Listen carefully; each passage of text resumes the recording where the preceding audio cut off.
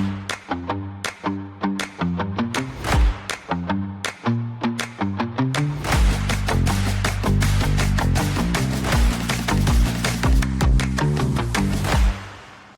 everyone, I'm Sophie Milburn, editor of the MSP Channel Insights portfolio, and today I'm joined by Scott from Technology Elite. So to begin, could you maybe introduce yourself and tell us a little bit about Technology Elite and give us maybe a background of how the company came to life?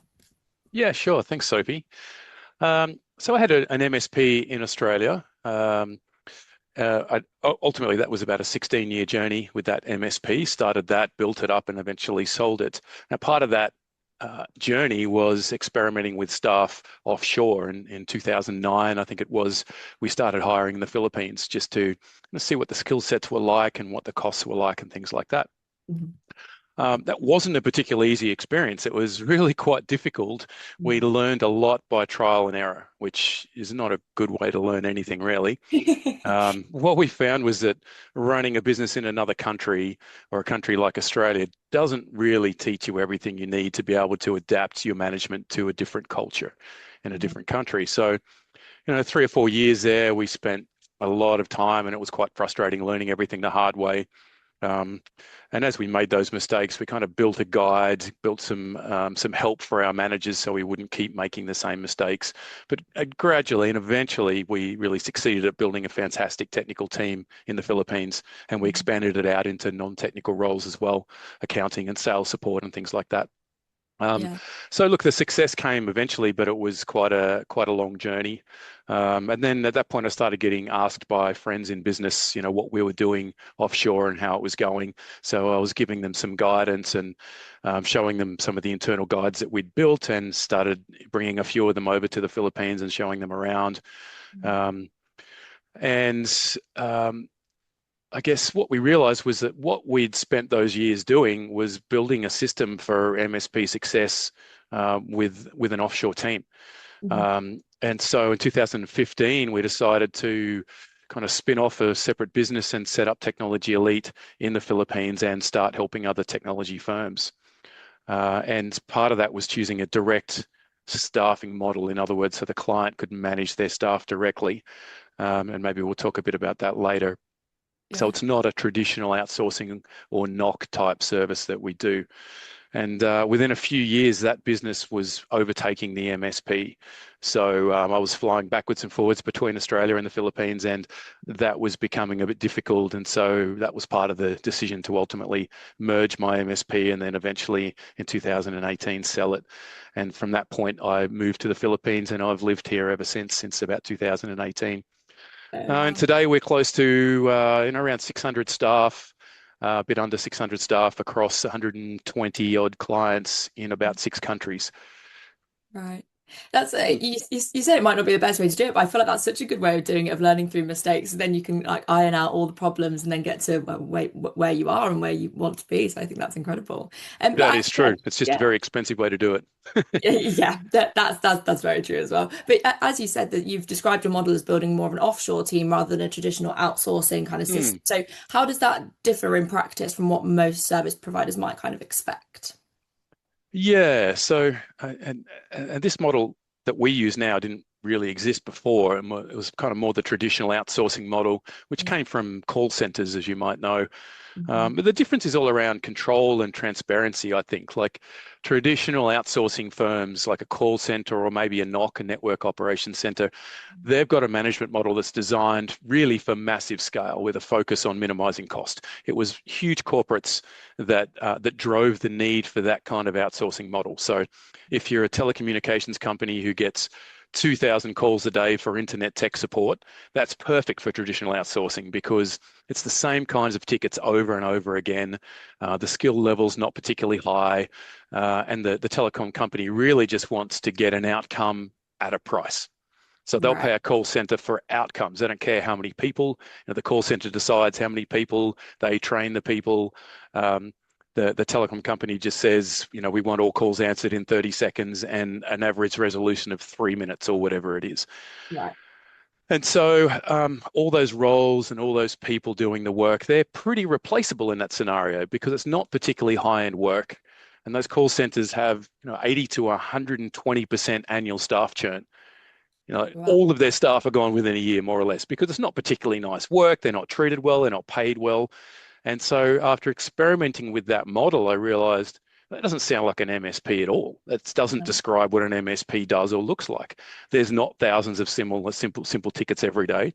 They're not simple skill sets. They tend to be very niche and very complicated technical skill sets.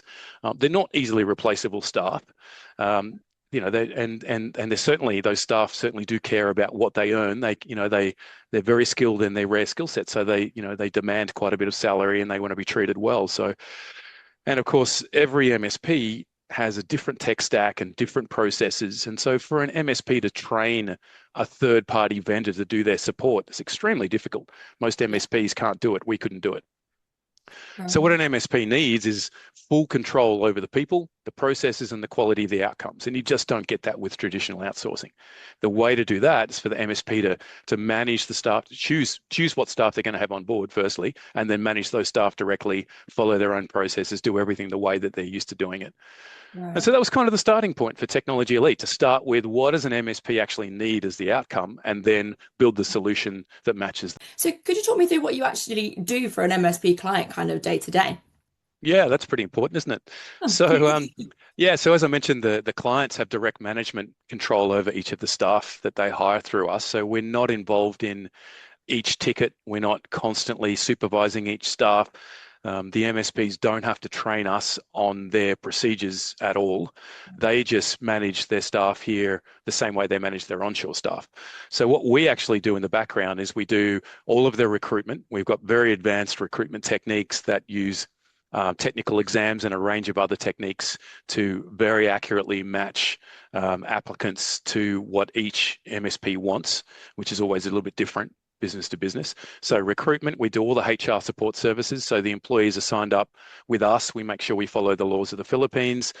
We provide full HR support. So even a smaller MSP, gets complete HR support for all of their staff that are here, which is important when you're thousands of miles away, right? That someone's there looking after your people for you. We do all the payroll and everything, so the invoicing to the client is super simple. We're looking after all the payroll in the back end. right. Um, and it's important to note that there's no markup on the salary and benefits. So what the client decides to pay the employee is exactly what we invoice them for. We don't make Right. anything on that. So we are not motivated for the employee to be paid more unless it makes sense in the marketplace to pay that skill set more. And then we just advise the client whether they want to pay more. So we're doing payroll, we're doing all the taxes and back end stuff like that. Employee benefits management, really important part of hiring in the Philippines is a really good benefits package. And that package looks nothing like what you do in the UK. So Right. it's not intuitive. So we just look after all of that as well. We provide a high-end office environment. It's a pretty awesome office that we built towards the tail end of COVID. Actually, on our website, there's a drone flying through our office that gives a really cool I'm overview of the stuff that's in it. gonna go and watch that straight away. We do all the IT infrastructure. We provide all the equipment. The client can choose to manage the laptop device if they want to under their own RMM and their own security tools. We provide a heap of stuff that works towards staff retention. So we're doing lots of staff events and support and things that Filipinos find fun and engaging, right? Which is Right. different to what a Western company might do, but it's Right. a good part of driving retention.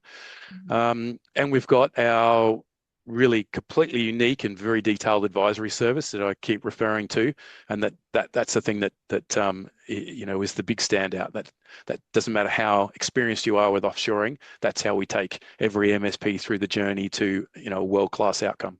So that's what we do. We charge a flat fee per month per employee to do all of that stuff.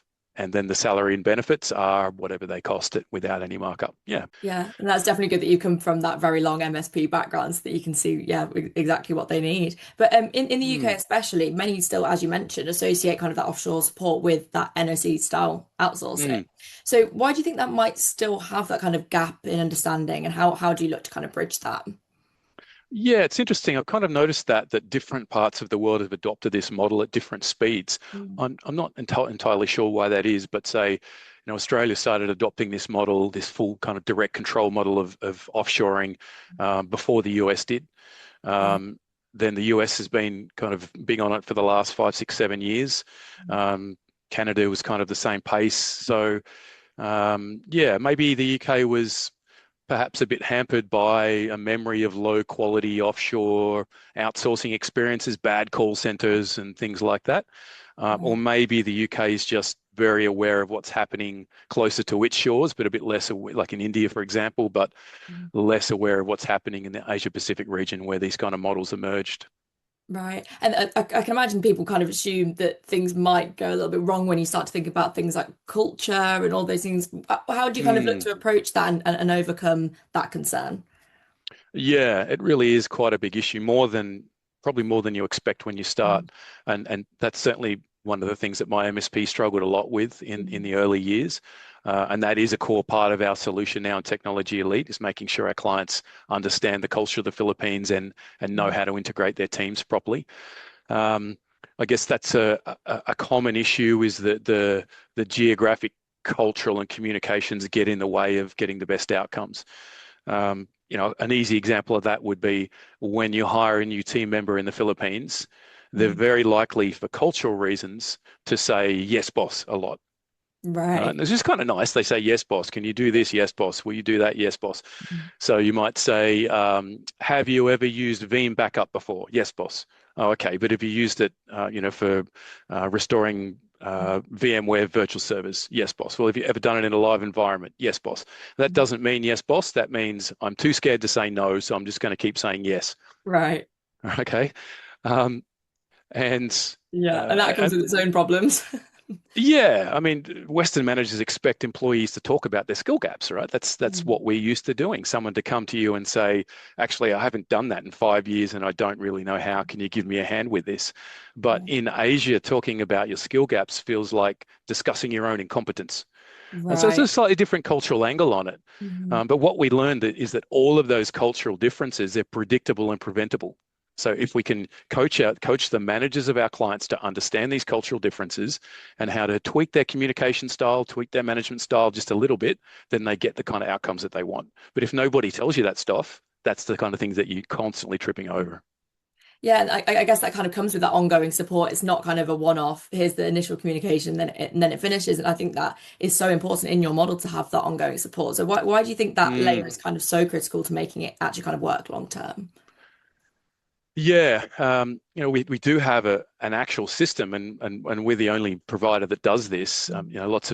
Lots of facilities can hire staff for you, but then you're kind of left to figure all this stuff out yourself. We have a system that's built over 11 years now that can take an MSP from the point of I have no experience with offshore staffing to the point of we have a highly effective, highly productive offshore team that's fully integrated with our onshore team. There's a Right. system to that, and it takes a little bit of time. Mhm. But that's that is the big difference. It really annoys me, all of the glossy brochures that promise save 70% on your staffing costs with offshore staff. Yeah. Um, and it's kind of nonsense, because I can tell you from experience that the big difference, the big saving, comes from how you manage those offshore staff. If you understand that culture and how you integrate your two teams, your onshore and your offshore team, Yeah. and all of those glossy brochures, they don't have an answer for that. They expect you to figure it out yourself, and it's very difficult. Yeah. So yeah, I guess the difference between frustrated average outcomes and world-class outcomes, where the cost savings, and the productivity and the accuracy are all high, is that advisory and support. When something's going wrong, you want your facility to be able to say, this is how you handle it, that's how you fix it, or preferably, this is how you prevent it. Yeah. And as you mentioned, if you just do something once, it is just going to cause more problems down the line, isn't Mm, it? So that ongoing support it just seems so essential. And as you mm. mentioned, you've grown, and supported hundreds of staff across multiple countries for more than a decade. So what do you think that's kind of been the key to building that scale while maintaining consistency and quality there? Mm. Yeah, well, I guess like any business, it takes you a while to refine the product and the service up to the point where it's super super effective. And when we've been through that learning curve, um, I guess the answer to the question is we know everything that's going to go wrong for our client because we went through that journey. Not Yeah. only did we go through that journey, but we built systems and we built our product to be able to predict all those issues and solve all those issues. Right. So what we built is a prediction system and a solution system to all of the problems that MSPs are going to have.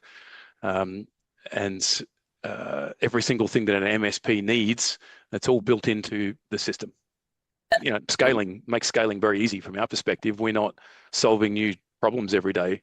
We're solving the same problems over and over again, and just nudging our client to go back and look at the system and follow that advice, and that's all they need to do. Yeah. And like what we said at the beginning, it might have not felt like the best thing at the time for things to kind of go wrong. But now, like you said, because you've experienced all those things, you can firsthand go, okay, I know exactly what you Mm, need to move turned out to be faster. quite a blessing. Yes, in disguise. But Yeah. yeah, many of your clients kind of started small and expand over time. So what typically gives gives them the confidence to grow their offshore team, and what impact does that have on their kind of overall business performance? Hmm. Most clients start with two staff with us, and sometimes these days they want to move a team from somewhere else. They want to move it from a facility that's not performing. They might have 5 or 10 staff already, and they want to bring them across. That's fine. But if it's a client that's just starting in the Philippines, then we would normally start with two staff with them, and usually technical roles, because that's what they would usually need filled first. And in that scenario, we don't really encourage clients to start with 5, 10, or 20 people or whatever, because it's much better for them to start at a smaller scale, get everything right, adjust their management and their communication a little bit, make sure that they're confident with the skill sets that are available here, and then scale out. Right. Better to start small and then make sure it's working well and expand. Yeah. Um, but it's also worth noting that we're not dealing with huge corporates most of the time. I mean, we do have some of these private equity aggregators as our clients, but usually because they bought one of our MSP clients or several of our MSP clients. Um, so typically our MSPs are in that mid-market space. They might have between 10 and 100 staff on shore. They're not the really massive ones. So, our average team size across all of our clients is only 5 staff. Right. Um, and we've got clients with between 2 and 29, I think, is the biggest team size that we have. So we're very firmly in that small and medium enterprise part of the MSP space. We do a little bit of incubation. So sometimes a bigger client will say, hey, we want to build out a team of 50 with you guys, and then go and incorporate our own company in the Philippines and set up on our own. And we do have a service catering for that as well. But most of our clients are not that. They're the smaller ones. Right. And then my final question, it's always probably the hardest question, would be looking ahead. How do you kind of see this model evolving over the next few years? And what should the channel be doing now to kind of stay ahead of that shift? I know it's almost impossible to predict what's going to happen coming up, but yeah, what do you think? Yeah. Look, we continually tweak and refine our solution as we see um, new needs in the marketplace. Like, for example, a few years ago, we built an internal training department because our clients were wanting more certifications for their staff, and that's a little bit rarer in the Philippines market. So we built the training service, and we Pearson VUE and Criterion certified, so we can do all the exams for the vendors. We can do all those in-house in our office as well. Mhm. So that's just an example of how we continue to refine the solution. In terms of the model, I don't think it's really going to change from here. I Mhm. do think that we're going to see more of that situation that I mentioned before, where a client wants to build out to a certain number of staff and then go and set up on their own. So we'll probably continue to refine that part of the advisory service to help them get set up once they've built the team. But that's not economically even worth doing before you get to about 25 staff over here anyway. Um, we're going to see AI starting to change the staffing, the teams, the nature of MSPs a little bit. We haven't really seen any impact at this point. It's impacting, I guess, the level one technical space a little bit, but most of our roles are not level one. Most of our roles are level two and senior specialist level 3 type roles. So we're not seeing a lot of impact on that side yet. Um, Certainly, industry consolidation is going to keep advancing. Those big firms that are snapping up all of the MSPs, that's Yeah. just going to accelerate. Um, but yeah, I kind of think in terms of the offshore staffing, we're more or less at the pinnacle of that model, and it's sort of the perfect time to jump on and take advantage of it now. It's such a well-refined solution. Well, ours is anyway. Yeah, and I'm loving hearing all about this. And if people want to hear any more, we do have an upcoming webinar, and that will just give way more information into all of this and asking our most in-depth questions and really diving deep into that. So don't miss that. But no, thank you so much for your time today, Scott. Thank you. Thanks, Sophie.